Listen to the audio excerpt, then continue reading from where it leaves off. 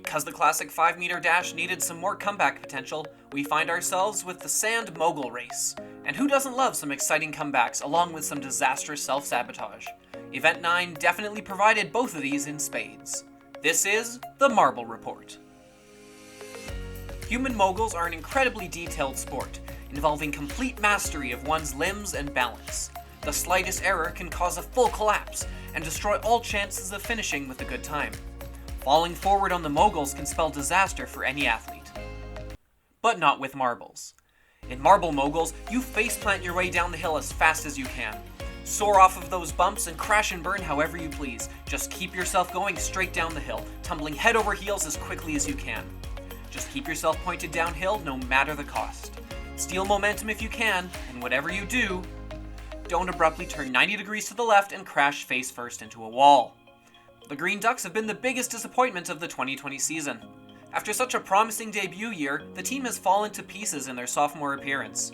With no medals after 9 events and only one finish in the top 8, this is about as bad as the season could have gone. And a lot of it seems to be caused by many unforced mental errors. The team is in shambles and should already be looking at rebuilding the team for next year. The first heat of the day saw the Oceanics bursting out of the gate with something to prove and never looking back. Throughout the entirety of the event, Ocean showed an uncanny ability to see who was behind him and adjust accordingly. You can see here how he makes a deliberate move to block a passing attempt by the Minty Maniacs, who are forced to hold back lest they risk a collision that would cause them to not advance. Heat number 2 featured the Green Ducks' self-implosion, but also some cautious racing for Momo and the Crazy Cat's Eyes, who knew that with the Ducks out of the running, they could play it safe for easy advancement. The next heat featured a very nice move from the Bumblebees, who were able to see Team Galactic cutting across for a block and made a brilliant adjustment to dodge the collision and sneak up into second place before Team Galactic could recover.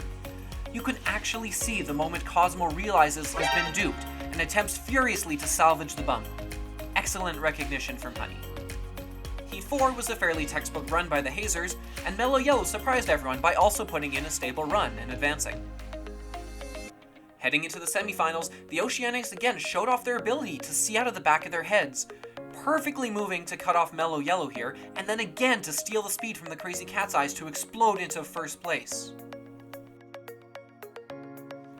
In the second semifinal heat, we see Team Momo make a good read on an initial collision with the Hazers, but instead of riding that push to the finish line, they attempt to block the Hazers from passing. Mo moves right, but Hazy jukes him and makes his move to the left, managing to pass them right at the finish line and earning a berth in the finals. Then comes the finals. The Oceanics get out to an early lead, but are clearly gassed after the first 2 rounds. The Minty Maniacs drop back into third place, and in an instant, both the Maniacs and the Oceanics realize the same thing. The Hazers are going to win this race. Remembering that they need to prevent the Hazers from moving up in the standings, Minty Flav makes a snap decision. He uses the last of his energy to careen across the track and give the Oceanics the final boost they need to secure first place and prevent the Hazers from taking gold. And their maniacal plan paid off. So the Oceanics win it all, taking advantage of 4 huge blocks to push them to the top. An amazing display of spatial awareness by Ocean.